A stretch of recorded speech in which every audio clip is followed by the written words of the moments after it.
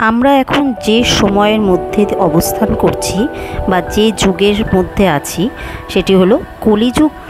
আমাদের ধর্মশাস্ত্রে ভগবান কল্কিকে দশম অবতার বলা হয়। শাস্ত্রে বলা হয়েছে যে কলিযুগ যেমন যেমন বৃদ্ধি পাবে সাথে সাথে ধর্ম, সত্য, পবিত্রতা, ক্ষমা, দয়া, আয়ু ও শক্তি কম হতে থাকবে। কলিযুগে যার কাছে টাকা থাকবে তাকেই লোকে কুলীন, সদাচারী ও সদ্গুণী বলে সম্মান করবে। যে যত ছল কপট করতে পারবে তাকে তত বেশি বাস্তববাদী বলে গণ্য করা হবে। ব্রাহ্মণের পরিচয় তার গুণ বা ব্যবহারে বোঝা যাবে না, তার পরিচয় শুধু যজ্ঞোপবীত দ্বারাই হবে। যে যত বেশি দম্ভ ও আতিশয্য করবে তাকে তত বড় সাধু বলে মান্য করা হবে। ধর্মের আচরণ শুধু যশপ্রাপ্তির লোভে করা হবে। সমস্ত পৃথিবীতে দুষ্টদের জয় জয়কার হবে। রাজা হবার কোনো নিয়ম নীতি থাকবে না। ব্রাহ্মণ, ক্ষত্রিয়, বৈশ্য অথবা শূদ্রের মধ্যে যে বলবান হবে সেই রাজা হয়ে বসবে। সেই সময়ের অধম রাজা অত্যন্ত নির্দয় এবং ক্রূর হবে। তার ভয়ে প্রজারা পাহাড় ও জঙ্গলে পালিয়ে যাবে। সেই সময় ভয়ঙ্কর আকাল হবে। লোকেরা ক্ষুধা, তৃষ্ণা ও নানা প্রকার দুশ্চিন্তায় কাতর থাকবে।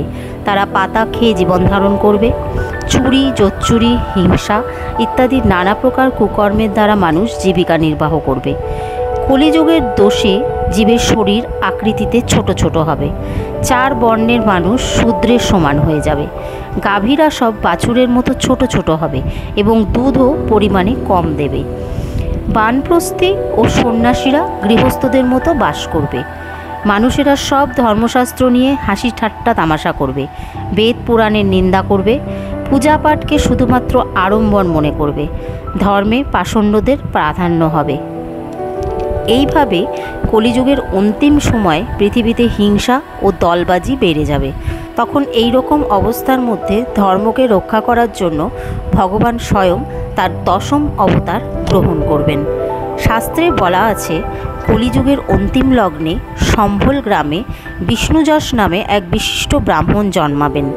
তিনি অতীব উদার মনোবৃত্তি সম্পন্ন হবেন। তিনি হবেন ভগবানের পরম ভক্ত। তাঁরই ঘরে কল্কি ভগবান অবতার গ্রহণ করবেন। তিনি দেবদত্ত নামে ঘোড়ায় সওয়ার হয়ে তরোয়াল দিয়ে দুষ্টের মাথা কাটবেন।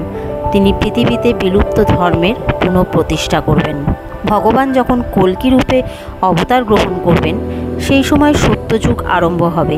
প্রজারা সুখে শান্তিতে থাকতে শুরু করবে। আজ আমার ভগবান শ্রী বিষ্ণুর 10 অবতারের কাহিনী এখানেই শেষ হচ্ছে। আপনাদের কেমন লাগলো জানাতে কিন্তু একদম ভুলবেন না। ভালো লাগলে অবশ্যই আমার ভিডিওটি শেয়ার করবেন। আমার পেজ কিছু কথা কিছু কাহিনীকে ফলো করবেন। আমার ইউটিউব চ্যানেল কথা ও ছন্দকে সাবস্ক্রাইব করতে ভুলবেন না। পরবর্তী ভিডিও নিয়ে খুব শিগগিরই আসছি। ততদিন ভালো থাকবেন, সুস্থ থাকবেন।